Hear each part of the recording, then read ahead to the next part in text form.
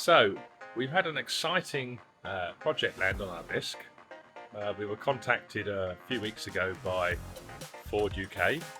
We've worked with them in the past, but this time we've got something quite special to do for them. They're sponsoring Russ Cook. And now Russ Cook is known as the hardest geezer. He's done some extreme challenges like running the length of Africa and many others. Now he needs a support vehicle, so Ford have given us an e-Transit, and we're going to be converting it over the coming weeks, and we're going to record and film everything that we do, from design ideas right the way through to the finished build and handover.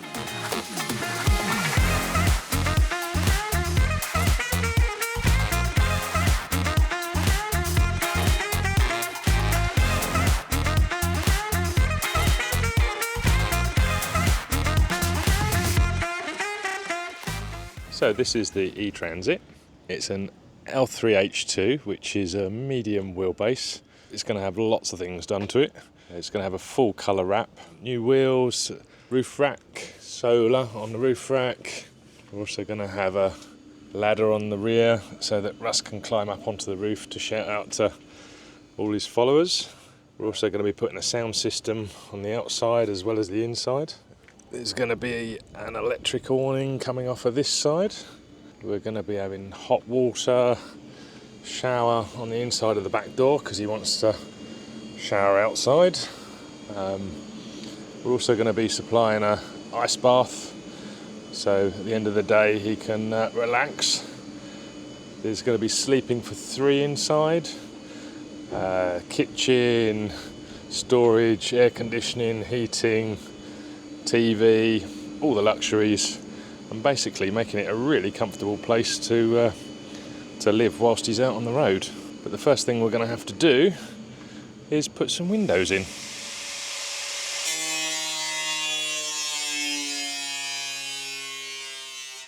So the first thing that's been done is to remove the support bars. It's got a nice clear run to be able to go around that with the nibbler and take out the panel.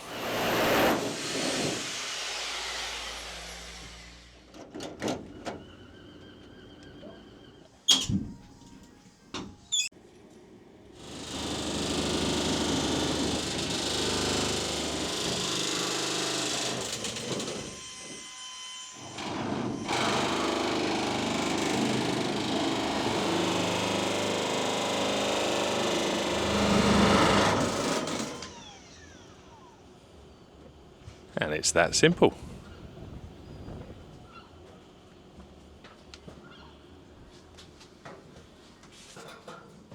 Right, now that panel's been removed, I now have to trace round the inner panel and cut the outer panel so that you get a nice clean cutout. And they're going to do that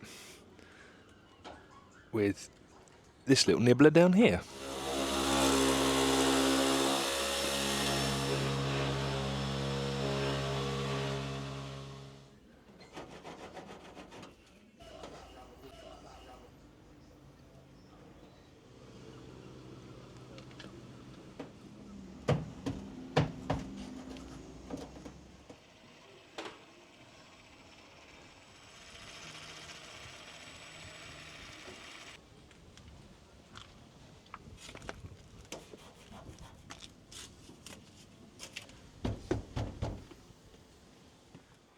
Anyone that's ever built a van before knows that when delivery day comes around, it's probably one of the most exciting parts of the build because you actually get to see all the things that you've ordered to put in it.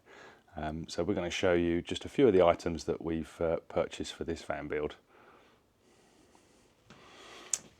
So we'll start off, we're putting an EcoFlow power system. So this is the Independence kit, 5 kilowatt, upgradable to 15 kilowatt, 4 solar panels. We've got an air conditioning unit stroke heater from EcoFlow. We have the Glacier 55 litre fridge or freezer, or fridge or just freezer, and it's also got an additional battery, so it runs off of the battery for I think up to 8 hours. And then for water we're using the Julka. This is the Nomad kit, which has everything in it, which we'll show you when we get it out. There's a back plate to fit it on the back door, cover to go over it, and then we've got this new single mounted tent which fits onto the back of the vehicle at the top, and then it just drops down. We've also got an extensive amount of electrics to put in, because with the Independence kit you get up to 6 AC sockets, and then you've got 12 of the DC sockets, which we can use for the USB, the lighting, the 12 volt sockets. We've got all of our cables.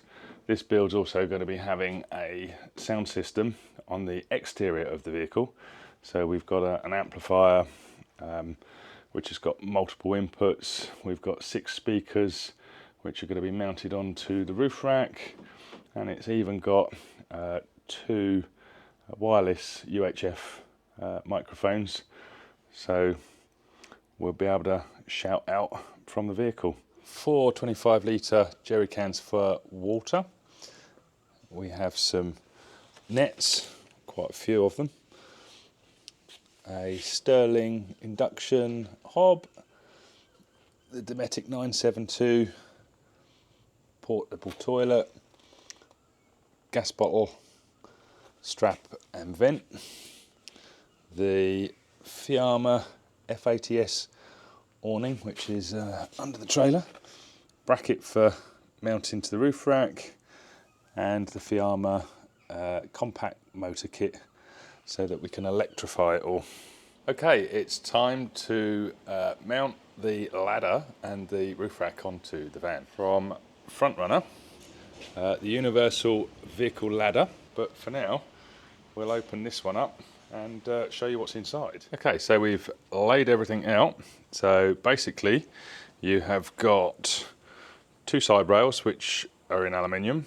You have your treads, which are an aluminium extrusion. It's all powder coated.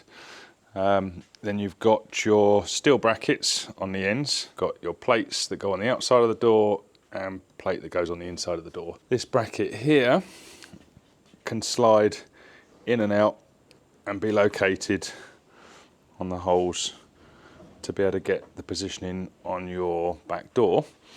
And then this other plate here fits onto in between here, and then you can stick it on and drill through and bolt onto this plate. Okay, here's a little top tip for you. The screws that we're putting into the ends of the extrusion need to have a thread cut. So we'll pop a little bit of grease on the end of the screw, and then when you actually put it in, it won't bind on the aluminium as it's going in.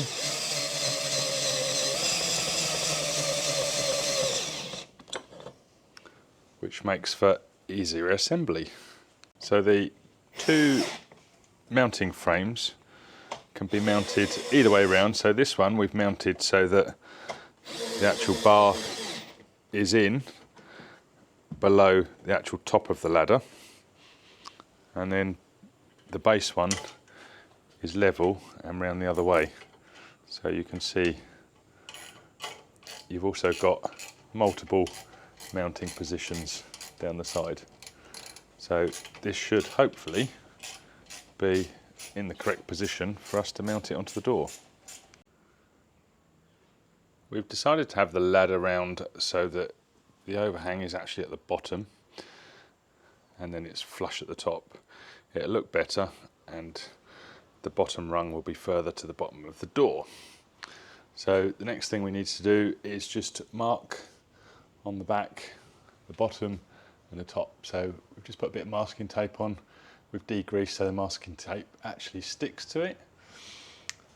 We've put the ladder up, aligned it up, measured it off the bottom trim, got it as level as we can, and then we've marked it, and then we've measured it and marked it, and then double checked our measurements.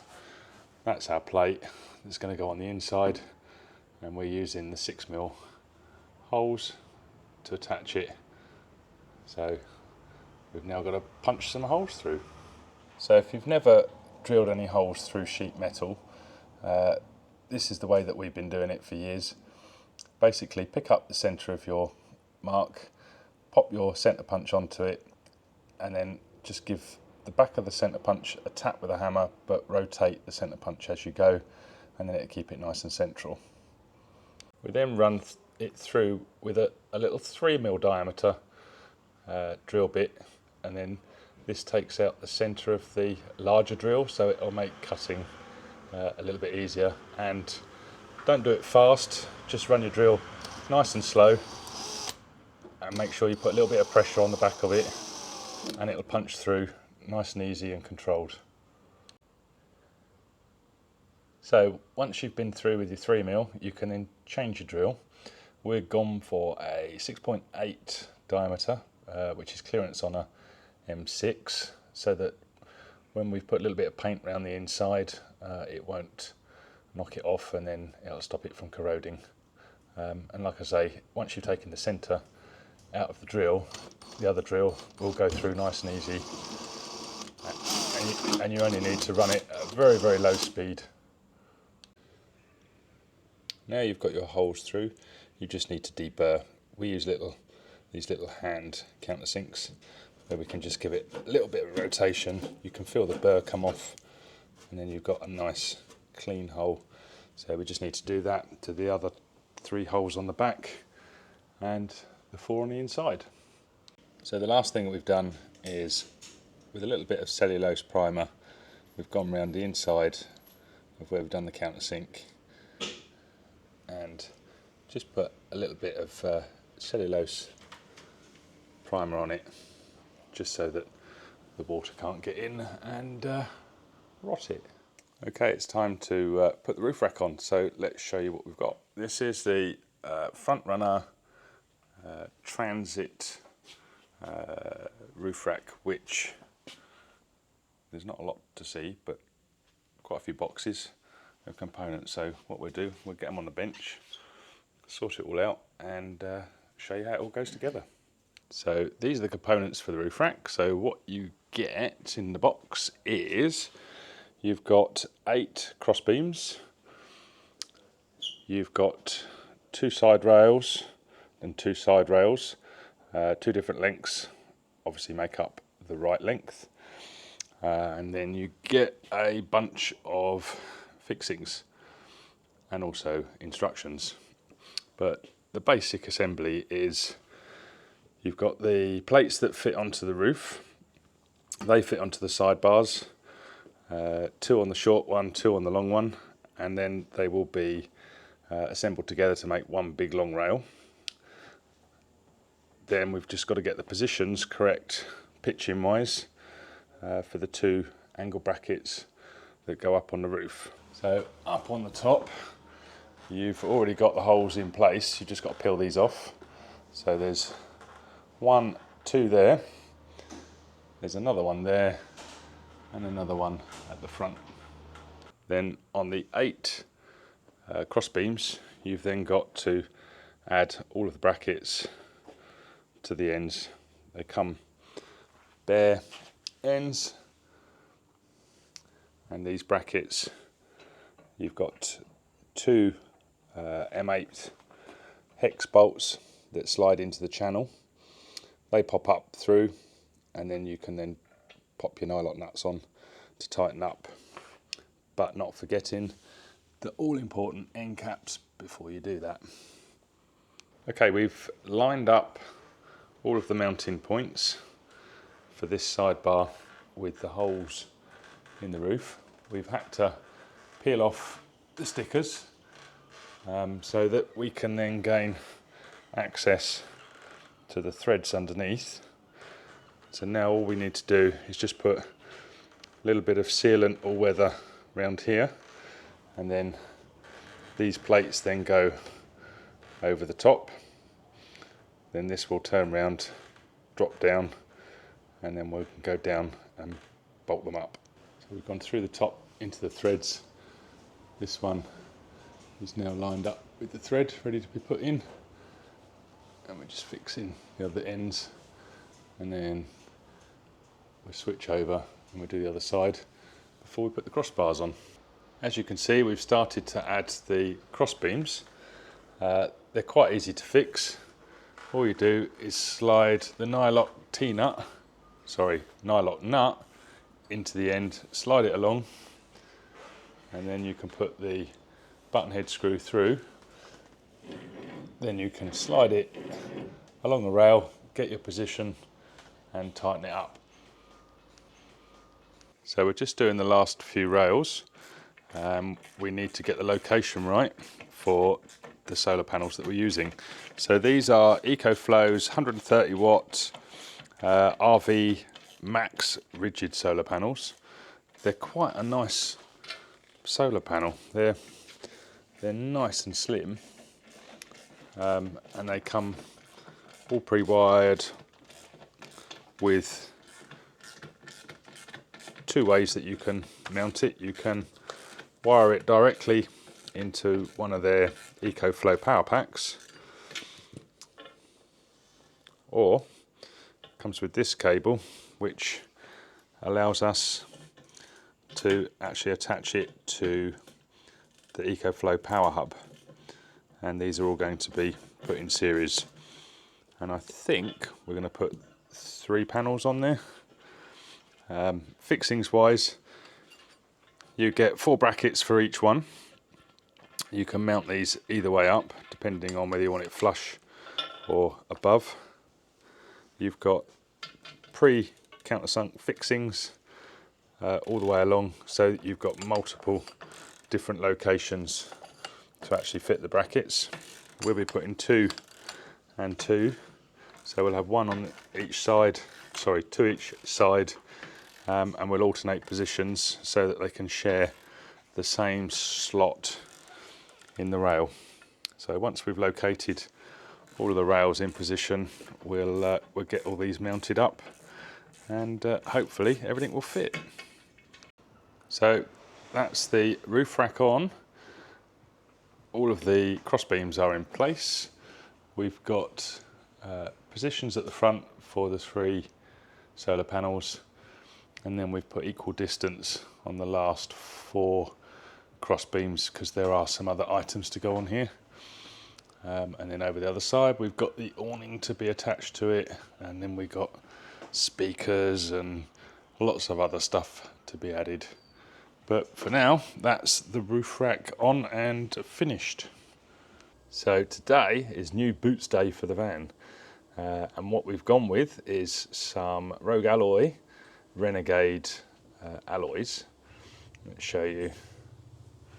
So these are load rated 1500 kilos for the alloys per corner per wheel, and they're also got the General Grabber 83 tyres on, which have a load rating of 1215 kilos.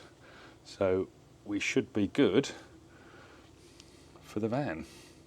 I think they're going to look a little bit better than the supplied steels that come on the van. So what we'll do, we'll get these ones off and get the other ones on.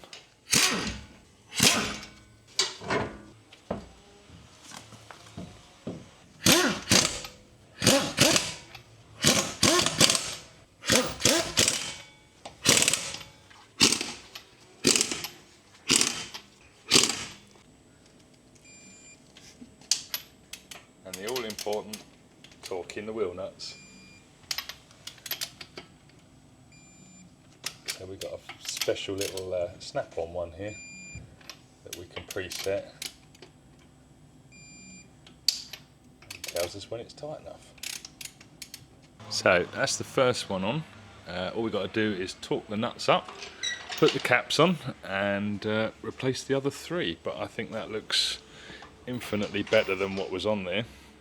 It has slightly more presence with regards to its positioning, the offset looks like to be a little bit further out compared to what the back one looks like, which doesn't fill the arch. So let's get this one on and see how it compares. So yeah, I think they look a little bit better than what was on it. How does that one compare? Yeah, that sits a little bit nicer in the wheel arch. All we've got to do is take the blue wax off. Okay, we now need to clean the wax off of the white writing. So if yours looks like this and you want it to look like that, all you need is a bucket with some boiling water in. Don't burn yourself. And then just pop a little bit of boiling water over the letters, and because it's a wax, it just melts and comes off, so you don't need to scrub it. Just apply a bit of pressure to it and then it just comes straight off. So that's the Renegade alloys from Rogue Alloy with the General Grabber 83s all cleaned up, wax is off, and I think it makes it look rather nice. We do have a fifth wheel to put up on the roof for the spare, but we can't put that on yet because it's going off for graphics tomorrow.